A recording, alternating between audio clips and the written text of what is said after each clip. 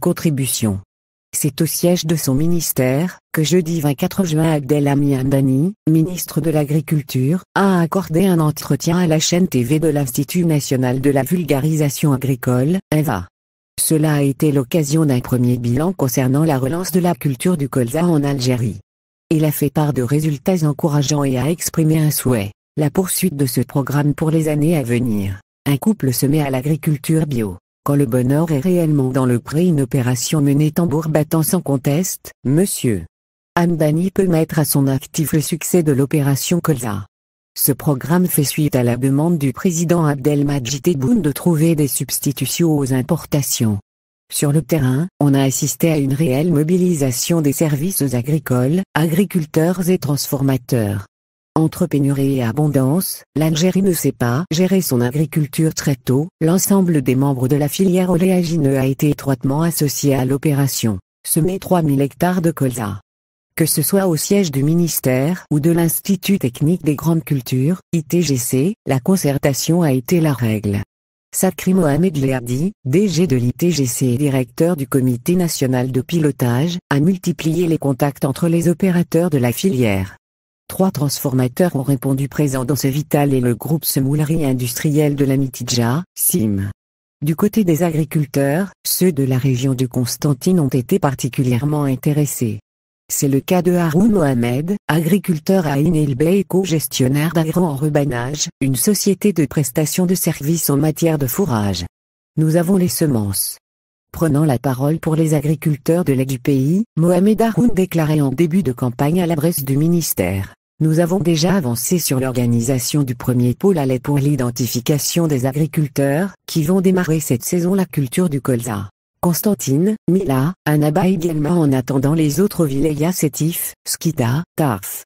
Nous vous tenons au courant de l'évolution du programme.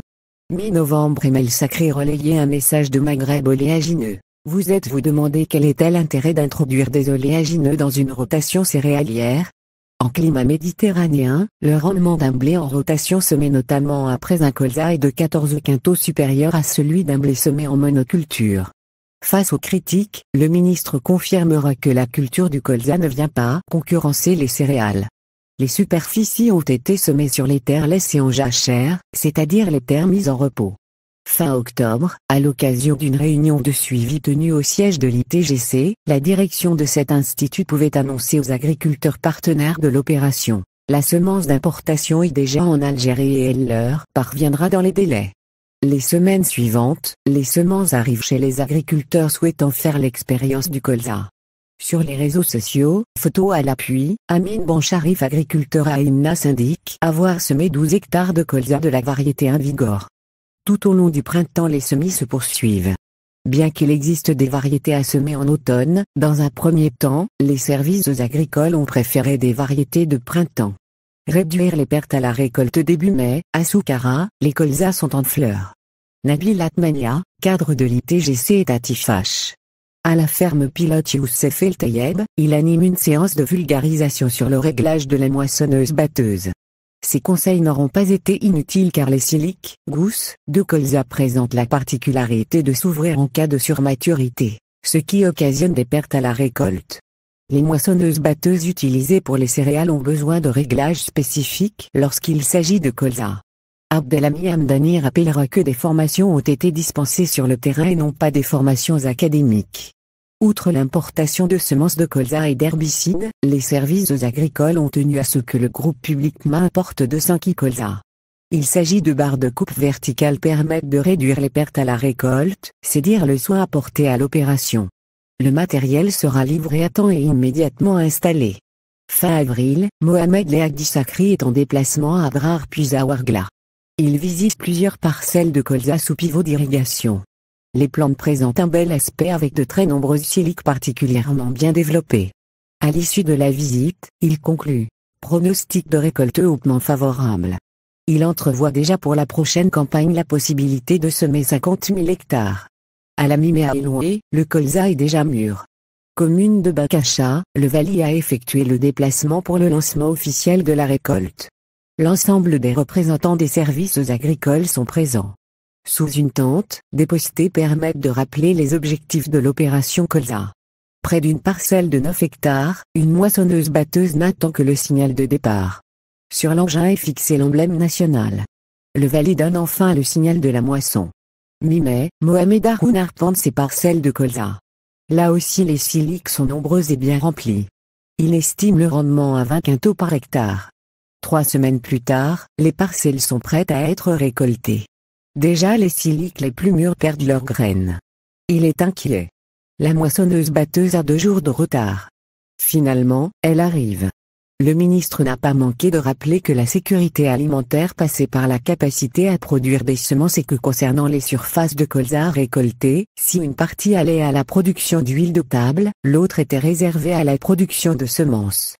Pour Mohamed Leagdi Sakri, la mise de côté de 2500 quintaux de semences sécurise les semis de la prochaine campagne. À nouveau, BASF proposera les semences de type Clearfiel particulièrement adaptées à la lutte contre les mauvaises herbes. Il indique que les contrats signés par les agriculteurs comporteront plusieurs avantages: accès au crédit, semences, engrais et herbicides. Par ailleurs, le prix d'achat des récoltes sera communiqué dès le début de campagne et les agriculteurs s'engageant dans de tels contrats recevront le soutien des instituts techniques. Durant l'entretien à la chaîne TV de l'Institut national de la vulgarisation agricole, INVA, le ministre ne cache pas sa crainte de voir des baisses de rendement chez les agriculteurs n'ayant pas assez pris en compte le risque d'égrenage. Tout au long de la campagne, les parcelles de colza ont présenté un bel aspect, mais l'égrenage peut être à l'origine de mauvaises surprises et de désaffection des agriculteurs. Dans les années 1970, ce sont les attaques de moineaux qui ont sonné le glas de la culture du tournesol en Algérie. Des transformateurs très présents Guelma, 26 mai. Au siège de la Chambre d'agriculture, des services agricoles de Villers-Adelais sont présents pour un regroupement régional. Guelma, Annaba, Tarf, Soukaraz et Skita. Le DG de l'ITGC est présent de même que les transformateurs. Le représentant du groupe SIM rassure les agriculteurs présents. Tout le colza sera collecté et transféré sans exception dans les ateliers de trituration du groupe. À l'issue de la rencontre, des accords entre producteurs et transformateurs devant la presse sont signés. À travers sa filiale AGC SIM, le groupe SIM dispose d'une nouvelle raffinerie s'étendant sur un site de 15 hectares à El Amoul, Oran. Cette unité devrait permettre de triturer 3000 tonnes de graines oléagineuses par jour.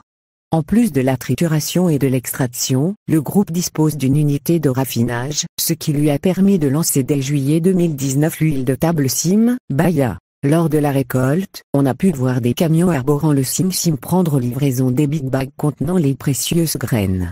Selon le ministre, un des transformateurs lui aurait confié qu'il préférait les graines produites localement, car celles qu'il importait n'avaient pas cette qualité.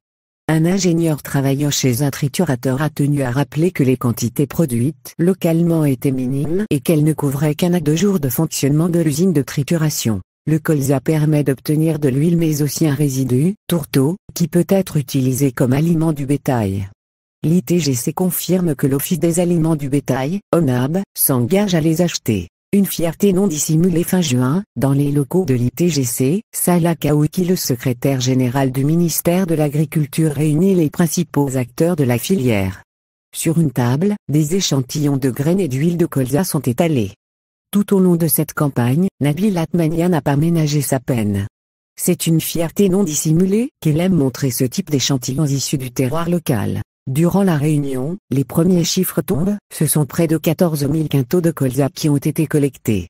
À l'occasion, le représentant du groupe SIM renouvelle son engagement à acquérir toute la production. Pour cette année, les services agricoles auront réussi à intéresser à la fois des agriculteurs et des transformateurs à la culture du colza. L'enjeu est de réduire les importations d'huile brute et de tourteau dont la facture annuelle avoisine 1,2 milliard de dollars. Pour l'agriculteur, à raison d'un rendement moyen se situant entre 15 et 20 quintaux et d'un prix de 7000 DA le quintal, la marge financière par hectare est intéressante. À condition que les agriculteurs sachent réduire les risques d'égrenage.